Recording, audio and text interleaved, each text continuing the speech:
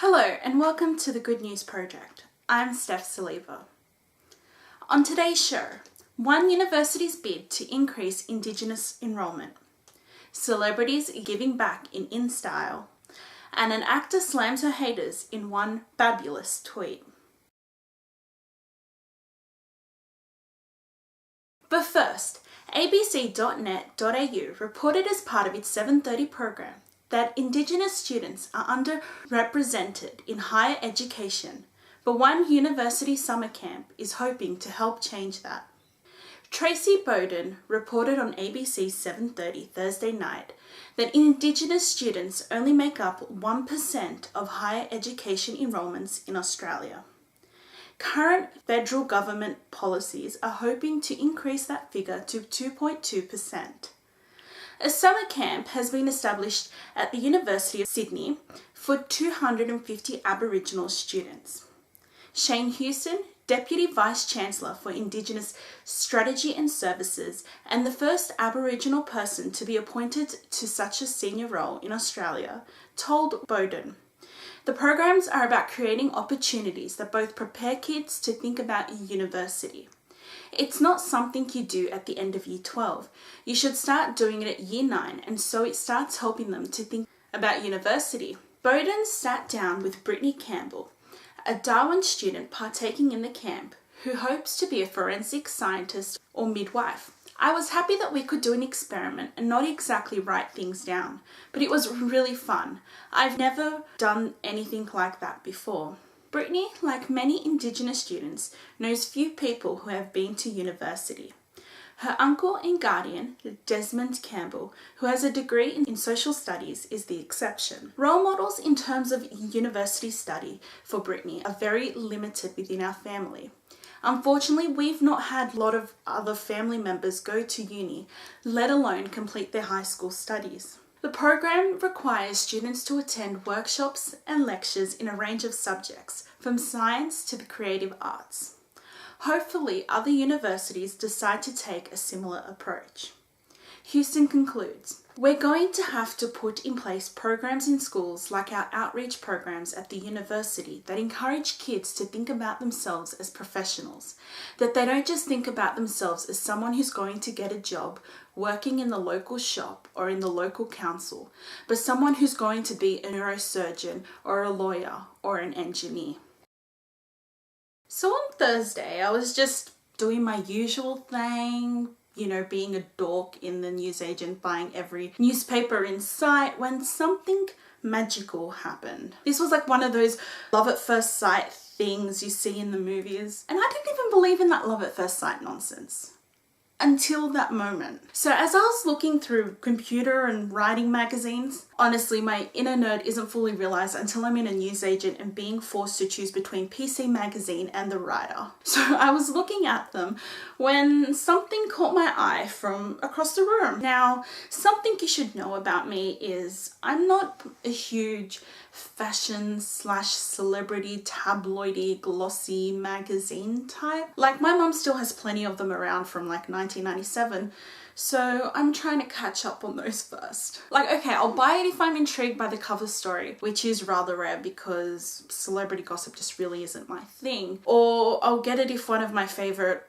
actors or musicians are on the cover, because that's just law. Which was the case here. I saw Jennifer Lawrence from across the room. Our eyes locked. Sparks flew instantly. She had me in like some sort of a trance thing, and the next thing I remember is being $30 poorer and on my way to the bakery for a donut.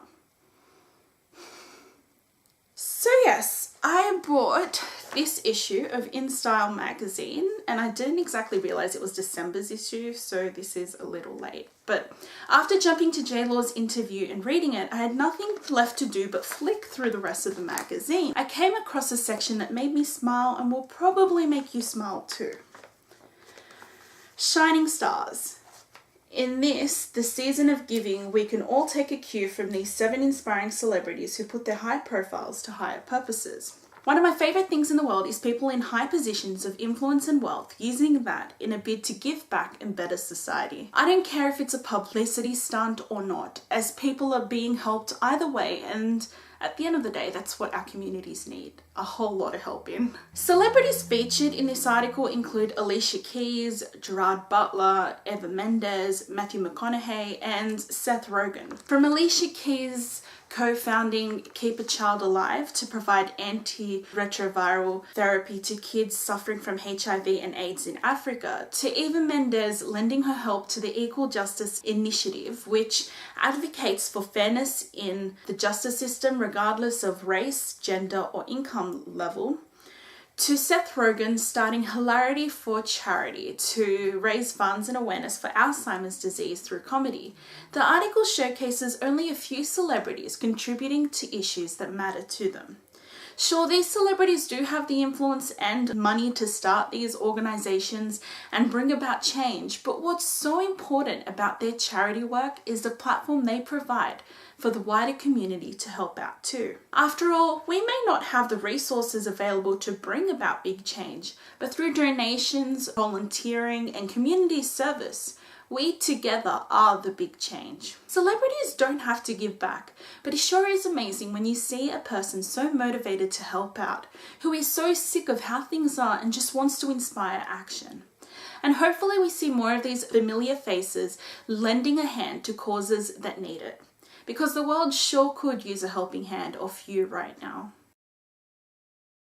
A YouTube video of a baby girl meeting her father's identical twin for the first time has gone viral. Titled "Confused Baby Girl Meet Her Father's Twin Brother for the First Time," the super adorable video has racked up more than 6 million views since it was uploaded on January 10th by YouTube user Millie Kite Viral. Let's take a look at the video that's got the internet smiling. Yeah, we waiting on them. Come see when she go to you.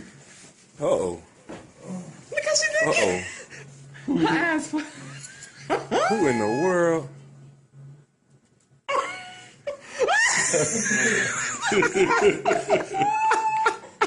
She like, man. Come on. Oh, my baby's so confused. She They look like beans on it. Flipper. Come on. Click here for the full video, or there'll be a link in the description bar below for any mobile viewers. As you may be aware, the 2014 Golden Globes were held on Sunday. Many golden statues were awarded to acting's finest. Many jokes were shared as Tina Fey and Amy Poehler hosted for the second year in a row. And of course, many movies were added to our lists of movies to watch this year, but probably won't get around to watching them ever. Another big part of these award ceremonies is of course the fashion, and it seems no one is safe from the criticism. Not even the Oscar-nominated actor for Precious, who's currently starring in American Horror Story, Gabourey Sidibe, who was bombarded with mean tweets about her weight and fashion choice for the evening. From people commenting on her weight and colour choice, to others making animal references, the hate seemed to have no end. But of course, Sidibe didn't let any of it faze her and flawlessly responded to her haters in one tweet. To people making mean comments about my GG pics, I most def cried about it on that private jet on my way to my dream job last night. Hashtag JK. Bam! By the way, just in case you don't know, JK stands for just kidding. I totally didn't used to think it was short for joke or jokes. Her tweet was well received, the Twitter sphere and just the cyber world in general over, with many labeling it the best comeback ever. She tweeted, "Yay, everyone is so wonderful and supportive of my shade. This might be a problem down the line. Thank you. Hashtag not my jet though. Hashtag I'm not that fancy." So humble and hater replying fabulous. Oh Gabby, please don't let Hollywood ever change you. Former boxing world champion Danny Green has released a self-funded advertisement focusing on ending the one-punch phenomenon following the death of 18-year-old Daniel Christie, who was believed to have been king hit by martial arts fighter Sean McNeil in King's Cross on New Year's Eve. Sean McNeil was charged with murder on Monday, but Green is focused on preventing future attacks by calling on the government to have a tougher stance in stamping out these attacks once and for all. Following the release of the advertisement on YouTube, Green took to Facebook to say, "Good on you all for taking the time to care and try to make a difference and save innocent lives from this gutless and senseless violence. This is the official full-length ad I made. A lot of people have posted, shared a trimmed version, but if you could, it would be awesome to go nuts and share this with as many people as you can. It is up to us to make a change and pressure the government to come on board and join us in trying to stamp it out." So without further ado, the full advertisement.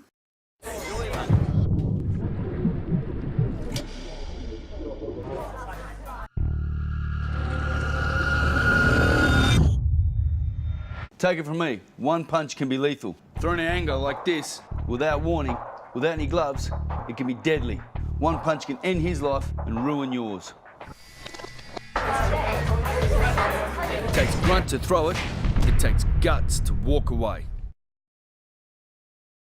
Feel free to share it with your family, friends, and local politicians. This week's joke of the week comes from Erica in Queensland, Australia. Knock knock. Who's there? Howard. Howard who? How would I know? Finally, former stand-up comedian and television writer George DiMartino has a new gig. His passion has always been in radio, where he recently joined local Florida station WSBR to host Good News, a program about showcasing good deeds and good news stories from around the world. If you're from the area and would like to check it out, well, all I know is the frequency is 740 AM at 11 PM. So check it out. I'll find out how to listen to the show online and link you guys in the down bar below. So yeah, check that out. Hi George, welcome. Virtual hugs. Well, that's all for this week. Join me again next week for some more good news. You won't want to miss it. I'm Steph Saliba. I hope I've somewhat restored your faith in humanity. Goodbye. Snaps fingers in Z formation.